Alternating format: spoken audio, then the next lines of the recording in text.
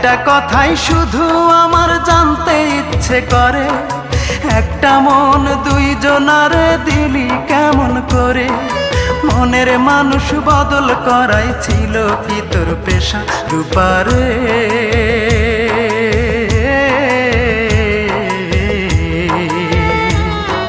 তোর ছাড়া এই মন আজ পায়নি সুখের দেখা, তোর ছাড়া এই মন আজ পায়নি সুখের দেখা।